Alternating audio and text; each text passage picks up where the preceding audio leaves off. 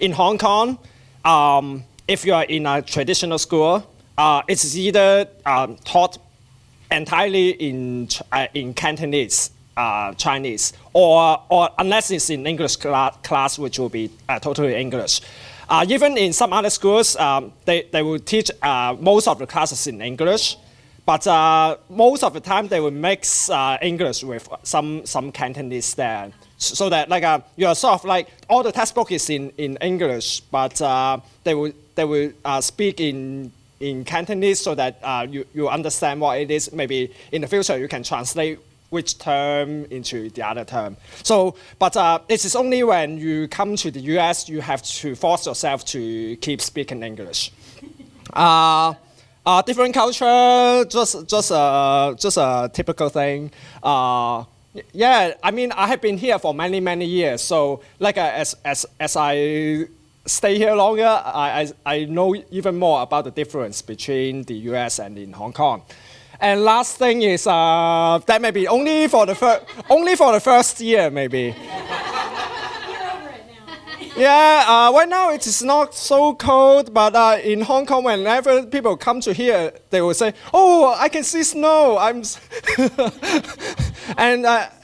yeah, for the first time.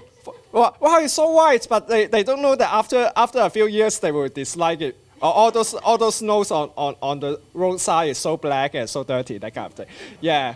So yeah, but you may say that maybe this can be another why I don't feel like this is strange about snow. But I shouldn't say strange. It is just different. Well, one thing is when you in the U.S. or in Canada when you are at a stop sign, not stop sign, when the traffic light is red, generally you can turn right.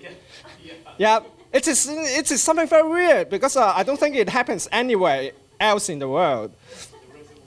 Yeah, you cannot turn anyways. Yeah, that's right. And then the tipping thing is here, you need to make sure that you are giving 15% tip. I once lived in a host family before. That was a long time ago, and then they told me oh, for every $7 you should pay $1 tip. Yeah, that's around 15%. I calculated. But when you are in Hong Kong, you never thought about it. You just pay the exact amounts in the bill. Well, there are some reasons. I will talk about that later.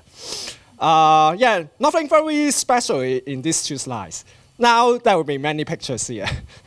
Well, I don't know whether I'm talking about differences in Hong Kong, but it is more about if you go to Hong Kong, there's some tips that you can think about.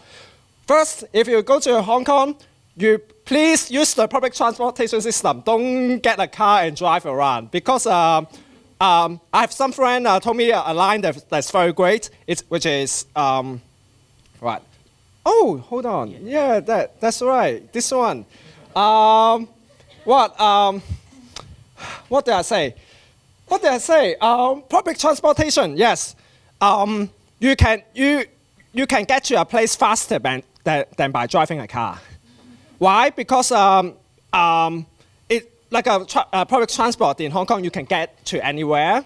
But if you use a car, it will be very difficult to find a place to park. And it is also expensive. The gas in Hong Kong would be at least twice the cost in the US. And it is very inexpensive. So in here, if you go for a bus, this is $1. If you go to Chicago, take a CTA, it's around $2. In Hong Kong, it depends on the distance, but usually it is only around maybe 50 cents to maybe $3 or $4 at most. Yeah. And for some other buses, it is really less than $1. So it is very inexpensive. One thing that I would recommend people to do if they want to visit Hong Kong, they should try the tram tour. It is on the Hong Kong Island. You just take a tram, which is a very slow transportation. You can go from the west side of Hong Kong Island to the east side of the Hong Kong Island, which will take maybe 2 hours, I think. But it is very cheap. It costs around a quarter. Yeah, slightly more than a quarter. Important, octopus in Hong Kong. octopus is basically anything that you can use for Hong Kong, not only just public transportation. So like in this case, you see that somebody just have touched it to a sensor. Oh, yeah, in Chicago, the first thing is Fantra, if you think about it. The Fantra, right? Oh? Fantra in Chicago, that kind of like touch thing. Hong Kong is actually the first place, I would say, to use this touch system in the world. It was used in 1997, I think, around that year.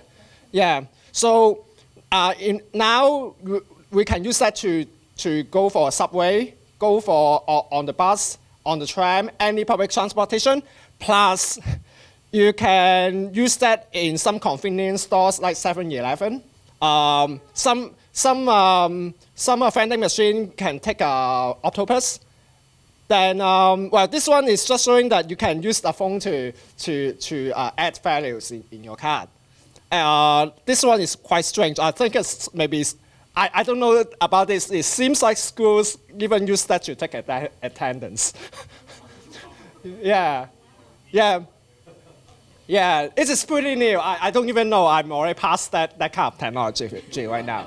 Okay, food. As mentioned, there's so many good food. Hong Kong special thing is the dim sum, which it has each of the like a small dishes, but you can just take one and then you pay for that certain dish there.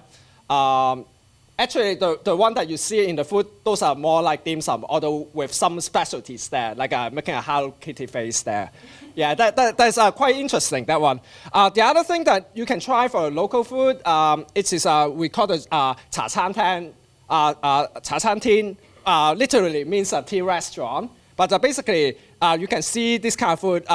You will see that a lot of food in Hong Kong, Hong Kong style, it's sort of like mixing the Western culture and the Eastern culture. So you can see something like milk tea. You can see like noodles, but we also have ham macaroni. That sounds so Italian, but it's a very Hong Kong thing. Then we have all those satay beef, instant noodles, and then a bun with an omelette. Those are quite typical if you can want to go out to eat for breakfast. They are very cheap. Sometimes it can be as cheap as around $3 in US dollars. Yeah. I'm going to not talk too much about Hong Kong as a city because a lot of people can see that Hong Kong is like it's very beautiful. A lot of street lights and that kind of thing. But I will focus more on the countryside because in Hong Kong, actually there are 40% of land that we call it as a country park. Maybe in here it's more like state park, that kind of thing. So you will see a lot of scenery. So in this presentation, what I would talk about is some of the outlying islands in Hong Kong. So what outlying islands is that, let me look at this one. So you see this is the map of Hong Kong. You see that besides some of the mainland here, this is the Hong Kong Island, which is a lot of cities area, and the Kowloon is also the city. But then you also have a lot of small islands here that some of them are very good to visit if you have time. There are ferries to go there. So like example, this one is Changzhou, Changzhou here. They have some festival that every year they have a bun festival.